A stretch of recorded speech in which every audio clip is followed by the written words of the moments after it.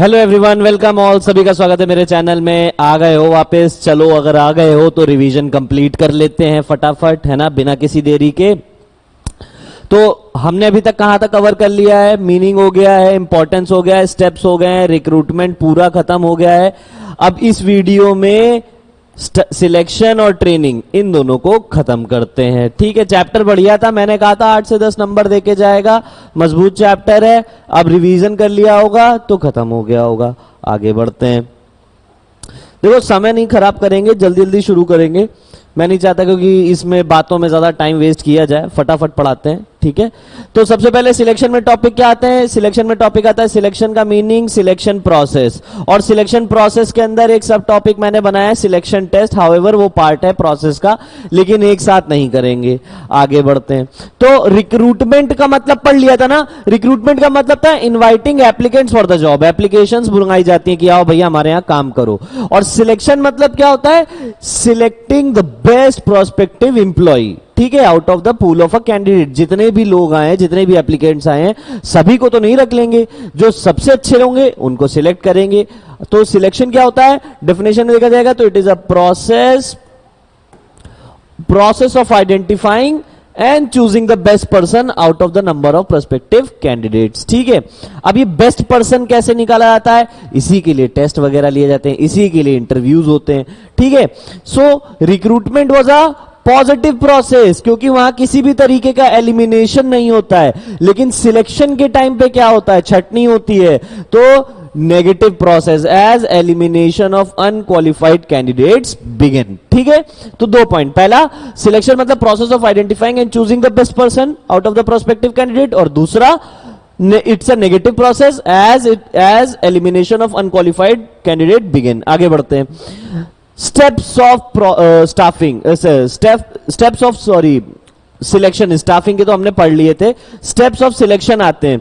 Total 8 steps हैं, जिसके अंदर सिलेक्शन टेस्ट के मैंने एक सब पॉइंट बना रखा है, सब डिवाइड कर रखा है इसको। सिलेक्शन टेस्ट को आराम से कवर करेंगे, क्योंकि कभी कभी होता है 2-3 नंबर में सीधा सीधा ऐसे ही इसी से पूछ लेते हैं। तो बजाय रैंडम इसको साथ लेके चलने के, इसको अलग से तैयार कर लेंगे, और बाद में अगर कभी पूछ भी लिया जाता है एक साथ तो हम स्टेप्स में भी लिख सकते हैं, अलग से आ जाए तो और ही बढ़िया। तो सबसे पहले स्टेप होता है प्रीलिमिनरी स्क्रीनिंग। प्रीलिमिनरी स्क्रीनिंग मतलब क्या होता है? वो जो मैनेजर होता है, सिर्फ अभी जितनी एप्लीकेशन आई है सबको एक एक उठा करके देखता है। अब अगर मैं मैनेजर हूं और मैंने कहा कि मुझे अपने यहाँ एक एमबीए ही चाहिए, और मेरे पास 1000 एप्लीकेशन आई हैं, 1000 में से 200 एप्लीकेशन ऐसी हैं जिन्होंने एमबीए नहीं करा हुआ है, लेकिन मेरे पास फॉर्म आया है, तो मैं तो उसी वक्त निकाल दूंगा। तो यहां पर क्या होता है? Manager eliminate unqualified candidates based on their information on application। फिर सिलेक्शन टेस्ट। अब जितने लोग हैं, 1000 एप्लीकेशन आई थी, 1000 में से 200 हटा दिए सिर्फ एप्लीकेशन देखते ही। तो अब क्या करेंगे? टेस्ट लेंगे। अब टेस्ट क्या होता है? क्यों लिया जाता है टेस्ट? मीनिंग क्या होता है? तो मीनिंग सबसे पहले टेस्ट क्या होता है? It is a mechanism through which we measure certain characteristics of an employee। एक ऐसा मैकेनिज्म जिससे हम थोड़ी, और क्या बोलते हैं, सारी ही, लगभग थोड़ी नहीं कहेंगे, सारी ही कैरेक्टरिस्टिक्स मेजर करते हैं जो कि जॉब के लिए मुझे जरूरी है। हम उसका एप्टीट्यूड चेक कर लेते हैं, इंटेलिजेंस देखते हैं, ट्रेड टेस्ट कर लेते हैं, इंटरेस्ट देख लेते हैं कि इसमें लाई करता है, पर्सनैलिटी कैसी है, अच्छी है, पॉजिटिव अप्रोच लेने वाली है कि नेगेटिव अप्रोच लेने वाली है। ठीक है, रिएक्शन, सारी चीजें हम चेक कर लेते हैं। तो टेस्ट क्या है?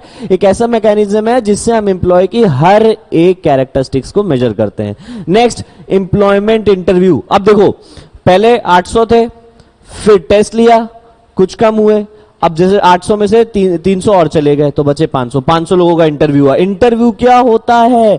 When employer and employee communicate with each other face to face directly, उसे क्या कहते हैं? Interview. Direct communication between employer and employee, वो होता है इंटरव्यू, जिसमें employer ask questions from employee. तो क्या है? डायरेक्ट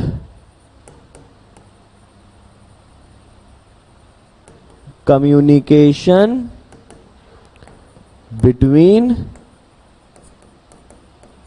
एम्प्लॉयर एंड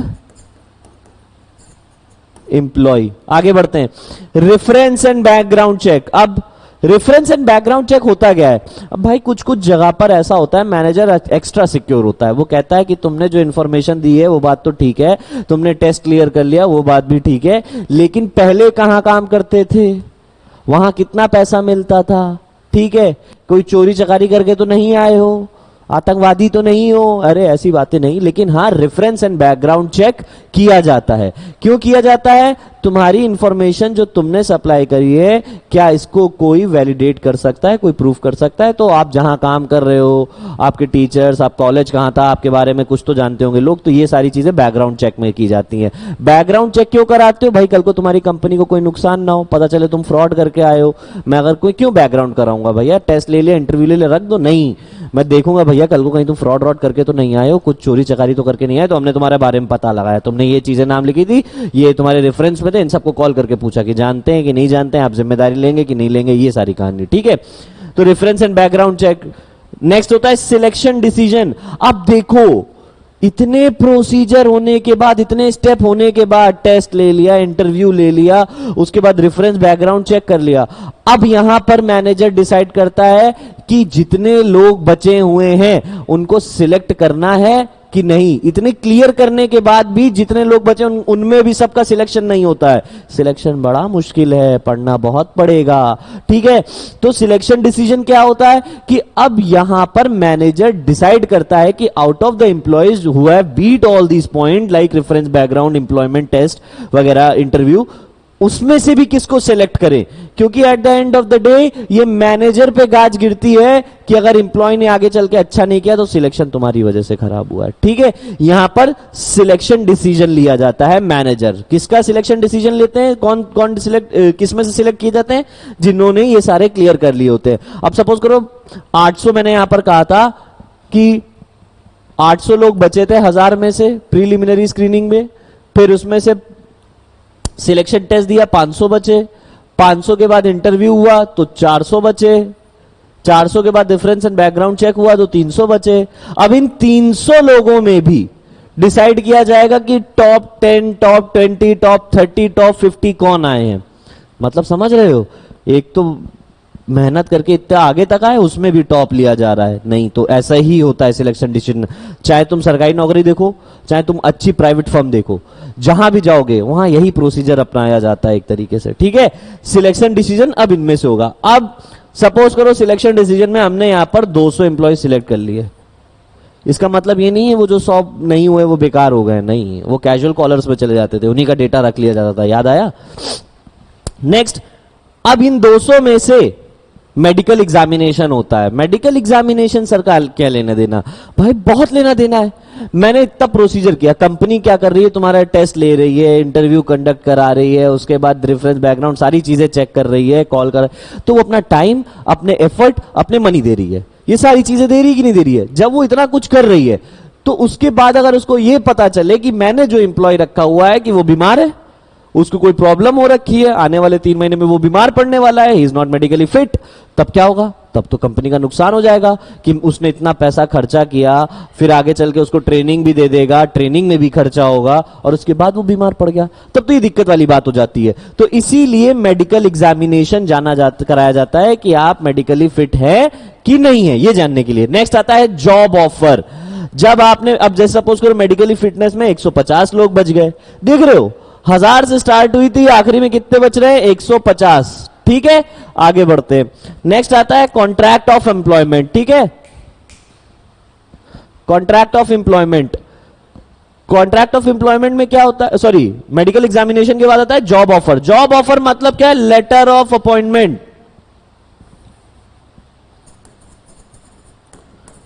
ये जो 150 लोग बचे हैं इनको क्या कर दिया हमने?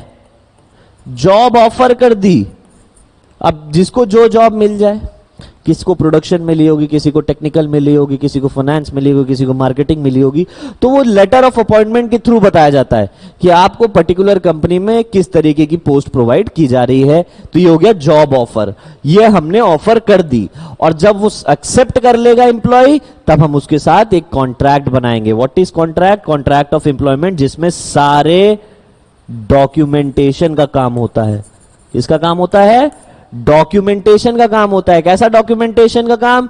भैया आपने आपका नाम, पता, घर का एड्रेस, सारे प्रूफ, फोटोग्राफ, सारी चीजें ली जाती है। आपको सारे कॉन्ट्रैक्ट के बारे में बताया जाता है कि आप कितनी छुट्टी ले सकते हो, क्या काम कर सकते हो, कितने आपको पर्क्स मिलेंगे, अलाउंसेस मिलेंगे, सारी चीजें कॉन्ट्रैक्ट ऑफ एम्प्लॉयमेंट में तय होती हैं।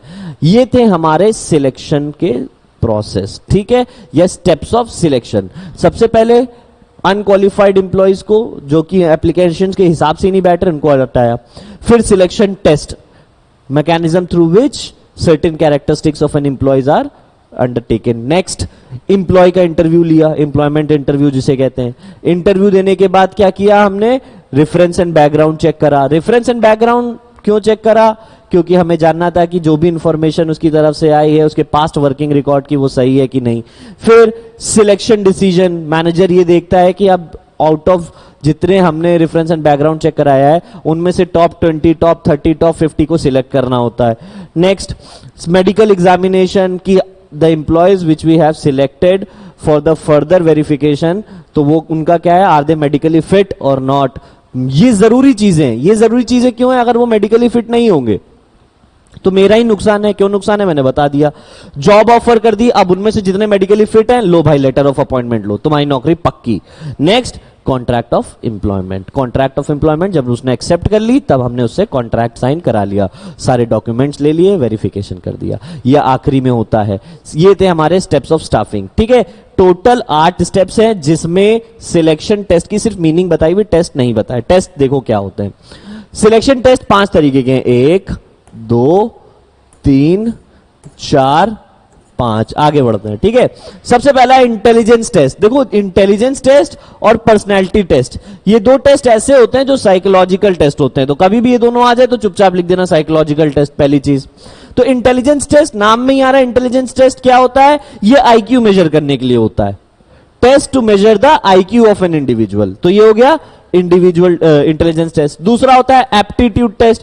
एप्टीट्यूड मैथ वाला एप्टीट्यूड नहीं, ability of an employee to learn new skills. वो नई नई चीजें कैसे सीखता है। अब ट्रेनिंग कराने जाऊंगा तो मैं देखूंगा कि भैया अगर अच्छा इंप्लॉय होगा, जिसका एप्टीट्यूड अच्छा होगा, तो वो नई नई चीजें जल्दी सीखेगा, और नहीं अच्छा होगा तो नहीं सीख पाएगा। इसीलिए हमने उस वक्त टेस्ट लेते हैं एप्टीट्यूड टेस्ट। स्टार्टिंग में क्या होता है? Aptitude test. Test used to measure the ability of an individual in learning new skills, ठीक है, इन लर्निंग न्यू स्किल्स, ठीक है। दूसरा आता है पर्सनैलिटी टेस्ट। अच्छा, पर्सनैलिटी टेस्ट का मतलब क्या होता है? पर्सनैलिटी टेस्ट एक ऐसा टेस्ट होता है जिसमें मैनेजर्स एम्प्लॉय की पर्सनैलिटी को परसीव करते हैं, उसका अप्रोच जानने की कोशिश करते हैं कि किसी भी पर्टिकुलर सिचुएशन में, डिफरेंट सिचुएशन में उसका अप्रोच कैसा होगा। घबरा तो नहीं जाएगा, क्या मतलब डर तो नहीं जाएगा, एग्री हो जाता है, सही रहता है, नेगेटिव अप्रोच है, पॉजिटिव अप्रोच है। अलग अलग सिचुएशन में अलग अलग लोगों के अलग अलग इमोशंस होते हैं, उनके रिएक्शंस होते हैं। तो हमें एक ऐसा एम्प्लॉय चाहिए होगा। मैं एक अगर ऑर्गेनाइजेशन चला रहा हूं, आप अगर एक ऑर्गेनाइजेशन चला रहे हो, तो आपको एक ऐसा एम्प्लॉय चाहिए होगा जो इमोशनली स्टेबल हो, मेंटली स्टेबल हो, और सही टाइम पे डिसीजन ले, प्रेशर में घबराए नहीं। तो हम ये सारी चीजें देखने के लिए क्या करते हैं? पर्सनैलिटी टेस्ट कराते हैं। तो it is a psychological test, helps to find out the approach of a candidate, कि अप्रोच कैसा है, पॉजिटिव है, नेगेटिव है, उसके इमोशंस, उसके रिएक्शंस किस तरीके के होते हैं अलग अलग कंडीशंस में। Next, trade test. अगर मैंने कहा aptitude test, ability of an individual to learn new skill है, कोई नई चीज सीखने की बात आती है तो एप्टीट्यूड टेस्ट। तो एग्जिस्टिंग चीजों में, एग्जिस्टिंग स्किल्स को, कितनी अच्छी है तुम्हारी एग्जिस्टिंग स्किल्स, ये जानने के लिए हम क्या करते हैं? ट्रेड टेस्ट लेते हैं, ठीक है। तो trade test use to measure the existing skills of an individual. अब एग्जिस्टिंग स्किल्स कैसे पता चलती है? कि जो भी काम तुम कर रहे हो उसमें तुम्हारी नॉलेज कैसी है, उसमें तुम्हारी प्रोफिशिएंसी कैसी है, फ्लो कैसा है, एक तरीके से ये हो गया। अगर तुम पहले प्रोडक्शन मैनेजर थे तो कितनी प्रोडक्शन की नॉलेज तुम्हारे पास है, और उस पर्टिकुलर प्रोडक्शन की फील्ड में तुम कितने ज्यादा इफिशिएंट हो, प्रोफिशिएंट हो, ठीक है। तो ये हो गया test use to measure the existing skills of an individual, जैसे कि नॉलेज और प्रोफिशिएंसी। ये 2 पॉइंट अलग से लिख दिए मैंने। इंटरेस्ट टेस्ट आखिरी में, कि किस तरीके की जॉब करना चाहते हो, तुम्हारा इंटरेस्ट किस में लाई करता है, सेल में लाई करता है, सेल में लाई करता है, फाइनेंस में है, मार्केटिंग में है, किस में है, ये होता है इंटरेस्ट टेस्ट। इसको जानने के बाद ही जॉब ऑफर की जाती है, ठीक है। तो ये सिलेक्शन टेस्ट है, मैंने इसको अलग से इसलिए पढ़ाया है, मैं चाहूंगा कि इसकी डेफिनेशन तुम लोग अलग से यही नोट कर लो, ठीक है। मैं अभी हट जा रहा हूं, इसको नोट कर लीजिए, ठीक है। स्क्रीनशॉट लेके इसको नोट कर लीजिएगा। अब इसका फायदा क्या होगा कि बाई चांस ये अलग से पूछ लिया जाता है, तुम्हें पांचों के पांचों आने चाहिए। वैसे तो लोग इसको एक साथ ही पढ़ा देते हैं कि तुम इसी में कवर कर लो, लेकिन मैं कहता हूं चीजें आसान करनी चाहिए, है ना। आसान हो सकता है तो करो, क्यों टफ करके पढ़ना है। एक साथ पढ़ोगे बड़ा लगेगा, इजी हो गया। ये हो गया हमारा सिलेक्शन। अगला टॉपिक ट्रेनिंग एंड डेवलपमेंट, ठीक है, खत्म करते हैं। नेक्स्ट टॉपिक, बढ़िया आसान सा टॉपिक, आखिरी टॉपिक खत्म करते हैं फटाफट। Training and development. अब मैंने स्टाफिंग को तीन टुकड़ों में तोड़ा गया था। पहला रिक्रूटमेंट था, दूसरा था सिलेक्शन, और आखिरी आता है ट्रेनिंग। रिक्रूट कर लिया, इनवाइट कर लिया एप्लीकेंट्स को, सिलेक्शन टेस्ट ले लिया, उस टेस्ट लिए, उसके बाद सिलेक्ट कर लिया। अब सिलेक्ट करके जिन लोगों का सिलेक्शन हुआ है उनको ऐसे ही अगले दिन काम पे नहीं बैठा देंगे, उनसे कहेंगे भैया पहले तो ट्रेनिंग तो कर लो। ट्रेनिंग क्या होता है, मीनिंग क्या होता है ट्रेनिंग का? सीधा मीनिंग होता है imparting skills and knowledge related to job, ठीक है। अब जैसे कल को तुम सॉफ्टवेयर इंजीनियर, एक सॉफ्टवेयर इंजीनियरिंग कंपनी में तुम्हारा सॉफ्टवेयर इंजीनियरिंग का सिलेक्शन हो गया है, अब तुम एक सॉफ्टवेयर इंजीनियर बन गए हो बकायदा, ठीक है।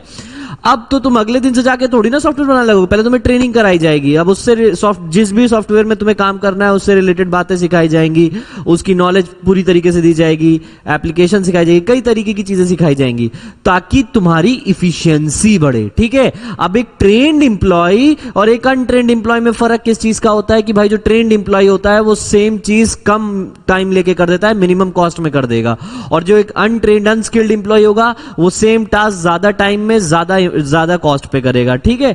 तो ट्रेनिंग मीनिंग क्या होता है? सीधा आसान मीनिंग, एक मिनट, हाँ, it relates to imparting knowledge and skills related to job. ये जॉब स्पेसिफिक होता है। अगर आपने खाली इतना लिख दिया है relates to imparting skills and knowledge, तो इतना भी काम नहीं चलेगा, तुम्हारा यहां पर जॉब मेंशन करना जरूरी है, क्योंकि training job specific, job oriented होती है। अलग अलग जॉब की अलग अलग ट्रेनिंग होती है। पायलट बनने जाओगे अलग ट्रेनिंग होगी, अकाउंटेंट बनने जाओगे अलग ट्रेनिंग होगी, ठीक है। दोनों की एक सेम नहीं हो सकती, तो इट इज जॉब ओरिएंटेड। और डेवलपमेंट क्या है? डेवलपमेंट तो भाई बचपन से चला आ रहा है, जब से पैदा हुए तब से डेवलपमेंट ही हो रहा है। पहले फिजिकल डेवलपमेंट, फिर धीरे धीरे मेंटल डेवलपमेंट, फिर ओवरऑल ग्रोथ की बात आ जाती है। तो ये डेवलपमेंट पूरा चलता चला आता है। इसका सिर्फ एक जॉब से लेना देना नहीं है। अब तुम माना कि एक अकाउंटेंट बन गए हो, सपोज करो तुमने एक अकाउंटेंट की जॉब के लिए अप्लाई किया, तुम एक अकाउंटेंट बन गए हो बढ़िया सी फर्म में, लेकिन तुम्हें 4 तरीके की लैंग्वेज आती है, ठीक है। तुम्हें 4 तरीके की लैंग्वेज बोलनी भी आती है, लिखनी भी आती है। तो ये तुम्हारा जॉब स्पेसिफिक तो नहीं है, लेकिन ये तुम्हारी ओवरऑल ग्रोथ को रिप्रेजेंट करता है। कल को फर्म को किसी बाहर के देश में जानना है, या जहां पर क्या बोलते तुम्हारी लैंग्वेज की जरूरत हो सकती है, तो वो तुम्हारी को लेके जाएगा भाई। वो कहेगा कि भाई हमारे साथ चलो, आराम से काम करो, राइट। तो ये एक छोटा सा एग्जांपल बनाने की कोशिश की थी, वरना सिंपली क्या होता है, डेवलपमेंट बचपन जब से पैदा हुए होते हैं और जब से चल रहा है अब तक चलता आ रहा है। लेकिन ट्रेनिंग का एक स्टॉप होता है। ट्रेनिंग का स्टॉप क्या होता है? भाई जॉब करने जा रहे थे, जॉब से 6 महीने पहले ट्रेनिंग करी, उसके बाद जॉब पे आ गए, तो ये 6 महीने टाइम स्पेसिफिक।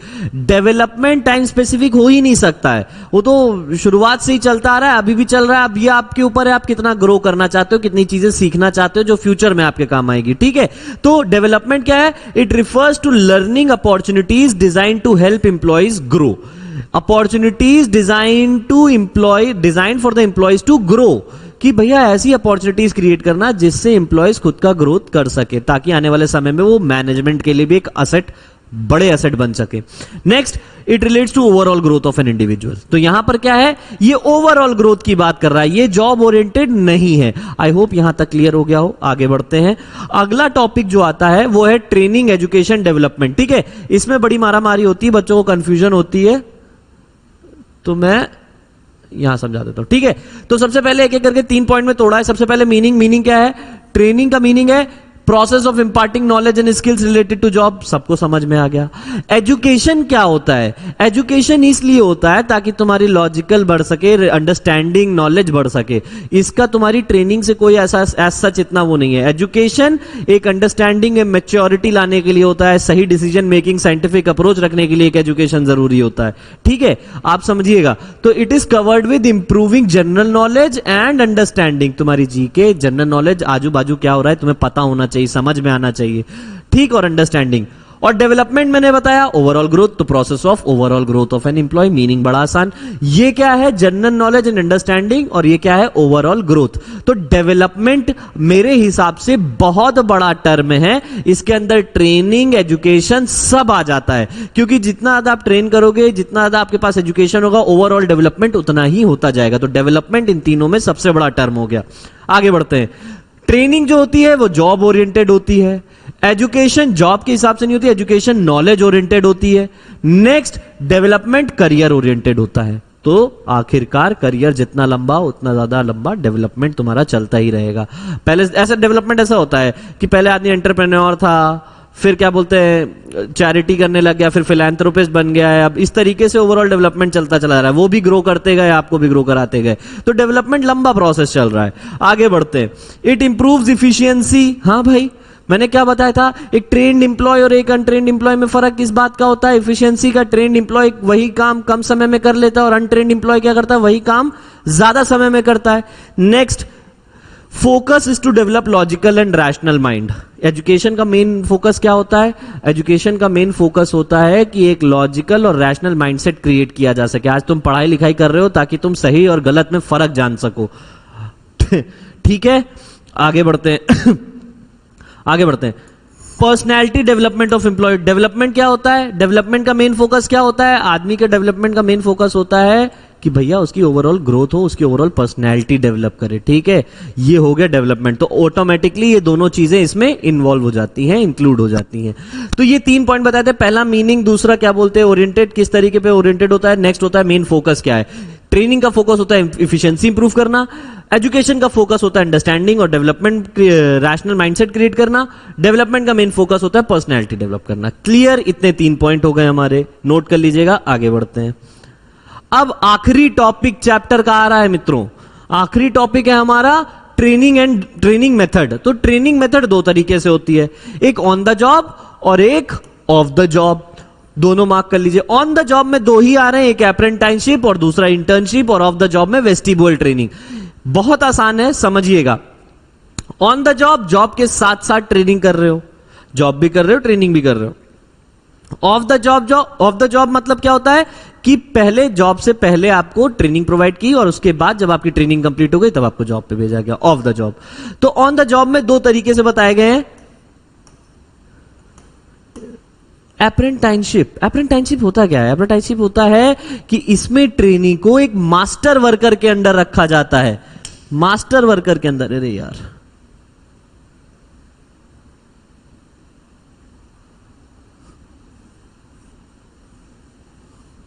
ठीक है, एक मास्टर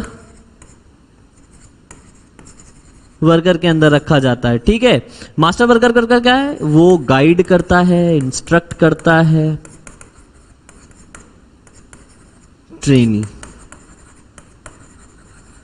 ठीक, एग्जाम्पल, ये मैकेनिकल नेचर की जॉब्स में होता है, तो फॉर एग्जाम्पल प्लम्बर, इलेक्ट्रीशियन, ये सब क्या होते हैं? इस तरीके से अपने ट्रेनी को ट्रेन करते हैं। इंटर्नशिप क्या होता है? सबसे सिंपल, एजुकेशनल, आज की डेट में ये बहुत सबको जानकारी होगी, हर स्कूल कॉलेजेस में पढ़ने वाले बच्चे भी करते हैं।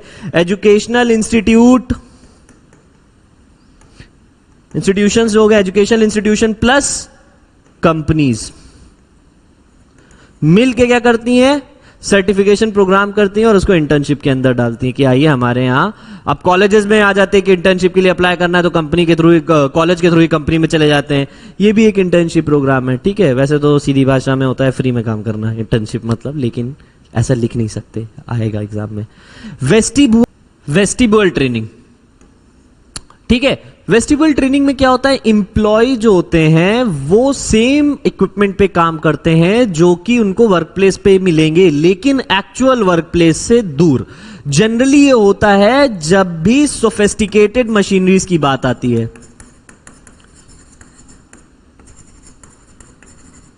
सोफिस्टिकेटेड मशीनरी, अच्छा क्यों? अगर फॉर एग्जाम्पल मैंने कहा प्लेन पायलट क्या होते हैं, जब उनकी ट्रेनिंग होती है तो स्टार्टिंग में ही उनके हाथ में प्लेन नहीं पकड़ा दिया जाता है, पहले एक एक्चुअल वर्क प्लेस से दूर एक मॉडल तैयार किया जाता है ना, उस मॉडल पे उनकी ट्रेनिंग कराई जाती है, ठीक है। तो ये क्या होता है, एक्चुअली वो मशीनरी सेम होती है बट वो एक्चुअल वर्क प्लेस से दूर होती है, ताकि किसी भी तरीके की अनहोनी ना हो पाए, या अगर हो भी तो वो उतना कॉस्टली डैमेज ना करे जितना कि अगर एक्चुअल वर्क प्लेस में होते तो करती, ठीक है। तो वेस्टिबुलर ट्रेनिंग मतलब क्या होता है, employees learn the job on a same equipment but away from the work place, away from the actual work place, ठीक है।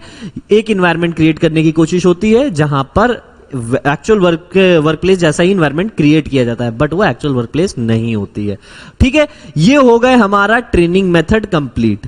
यहां हमारा होता है चैप्टर समाप्त। मिलते हैं अगली वीडियो में अगले चैप्टर पे, डायरेक्टिंग, ठीक है। डायरेक्टिंग चैप्टर में स्टार्ट करेंगे, मिलते हैं नेक्स्ट वीडियो में। Thank you class.